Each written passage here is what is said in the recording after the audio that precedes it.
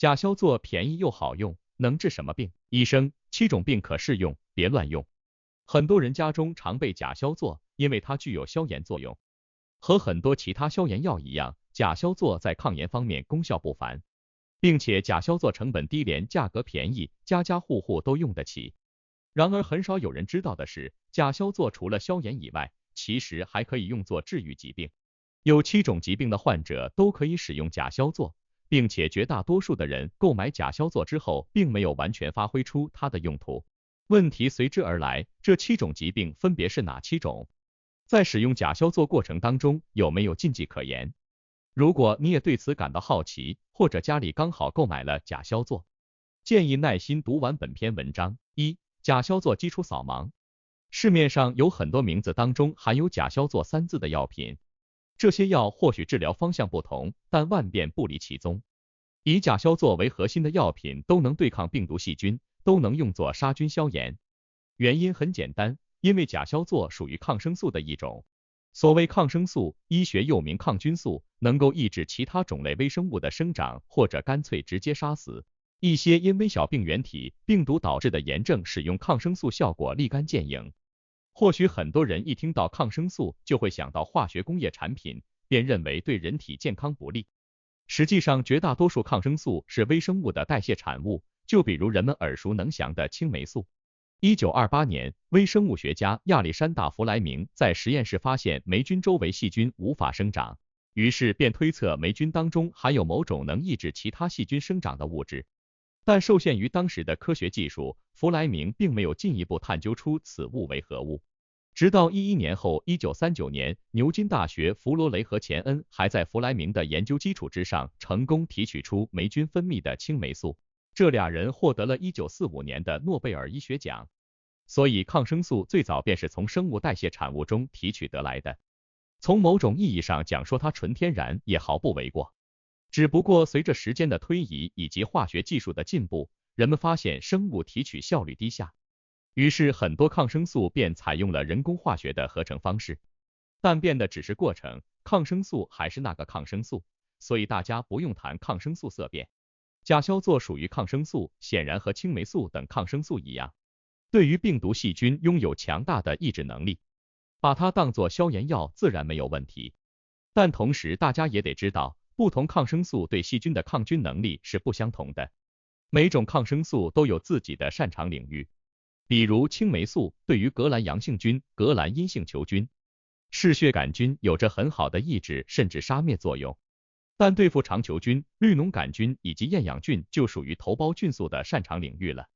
所以如果仅仅把甲硝唑当成其他消炎药的平替，虽说也不是不行，但有些暴殄天物的意思。毕竟好钢得用到刀刃上，不是吗？甲硝唑除了基础的消炎能力之外，其实还可用作7种疾病。家里有甲硝唑的可得好好看一看。2、用途广泛，遍地开花。1、妇科疾病。很多妇科疾病都和厌氧菌感染以及滴虫感染有关，比如常见的厌氧菌阴道炎。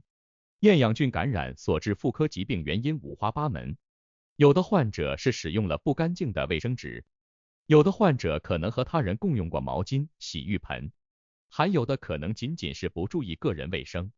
但所有感染厌氧菌的妇科病患者都有一个共性，那便是私处有胺类气体产生。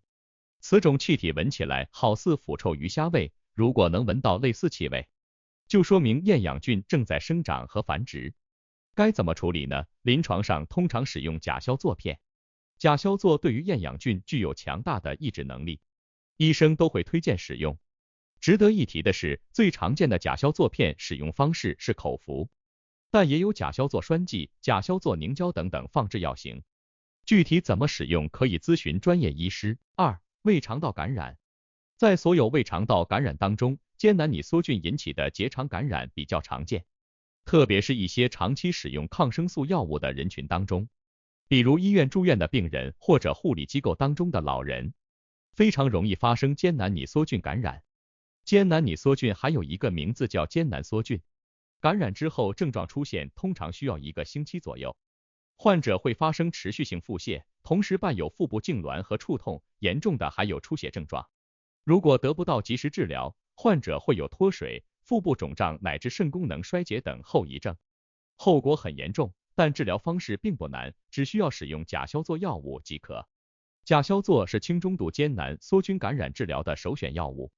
根据澎湃新闻2021年3月27日的一篇文章来看，甲硝唑针对艰难梭菌感染有效率达到了82%。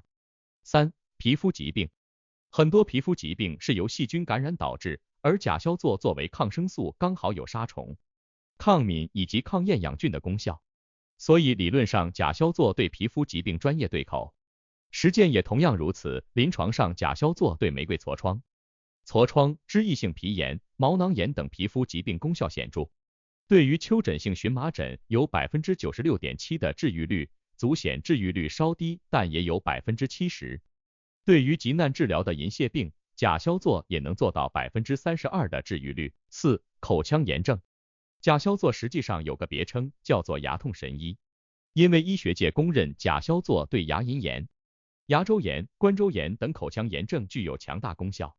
和妇科疾病一样，导致口腔感染的细菌以厌氧菌居多，这刚好是甲硝唑大显神通的领域，所以口腔炎症患者可以尝试一下甲硝唑药品，说不定能起到特殊功效。5. 肛门疾病。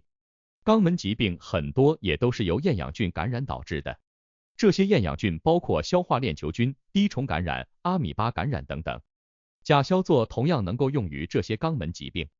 值得一提的是，肛门疾病使用甲硝唑最好不能口服，因为口服甲硝唑药物对消化道刺激强烈，很可能出现呕吐、头晕等症状。最好的给药方式是肛门给药，见效快，针对性强，副作用也小。如果不清楚如何肛门给药，最好咨询专业医师。6. 盆腔炎。盆腔炎是女性才有的一种生殖道感染性疾病，感染细菌通常是沙眼衣原体细菌或者淋病耐色菌，患病后症状多为下腹疼痛、分泌物增多。由于沙眼衣原体细菌或者淋病耐色菌都属于厌氧菌，因此甲硝唑同样能治疗盆腔炎。7. 寄生虫病。甲硝唑除了作为抗生素以外，其实也能作为抗原虫剂，对于阴道滴虫、小袋虫、麦地那龙线虫等只有显著杀灭效果。大家在寄生虫感染过后，可以先判断寄生虫类型，如果刚好和甲硝唑专业对口，使用甲硝唑准没错。3. 药品虽好不能贪杯。看了这么多甲硝唑的优点，相信有人已经忍不住打开电商平台下单了。在此告诉大家不要着急，美酒虽好不能贪杯，甲硝唑如果使用不当，同样可能对人体健康造成损害。首先，打开任何一款甲硝唑产品说明书，都能在里面看到关于甲硝唑药物的副作用。常见副作用包括但不限于恶心、呕吐、食欲不振、头晕目眩、肢体发麻等等。如果药物使用过程中发生不适，最好赶紧停药观察一段时间，有条件的前往医院咨询专业医师。其次，甲硝唑具有潜在致癌性。2017年10月27日，世卫组织国际癌症研究机构将甲硝唑列入到了2B 类致癌物清单当中。虽然2B 类致癌物清单并不100%确定甲硝唑一定致癌，但显然具有潜在致癌性。宁可信其有，不可信其无，任何甲硝唑药物最好不要长期使用。接着，甲硝唑药物不可以和酒同时使用。其实不单单是酒，任何含酒精的食品最好都不要和甲硝唑药物同时使用。酒精对人体刺激性很大，所以需要脏器及时排出，以做到风险最小化。而甲硝唑能够抑制酒精代谢，酒精代谢产物乙醛会在人体大量堆积，轻则致人醉酒，感到虚脱、恶心、心率加快，重则休克甚至直接死亡。最后，甲硝唑不能和抗酸药物以及降血糖药物联动使用。使用甲硝唑目的是为了抗菌消炎，而抗酸药物会降低甲酸唑药物功效。降血糖药物则相反，甲硝唑会抑制葡萄糖的摄入，进而影响人体血糖水平。使用甲硝唑药物可能会使得降血糖药物功效降低。结语：综上所述，甲硝唑药物可以用在妇科病、胃肠道感染、皮肤疾病、口腔炎症、肛门疾病、盆腔炎以及寄生虫病这7种疾病之上。市面上甲硝唑通常价格在5块钱左右一盒，每盒当中又含有很多粒，功效强大，药价便宜，不得不说称得上国民神药了。但中国有句老话叫是药三分毒，甲硝唑虽好，却也具有一系列副作用。推荐家中常备，但不推荐多吃，大家在使用过程中一定要谨记。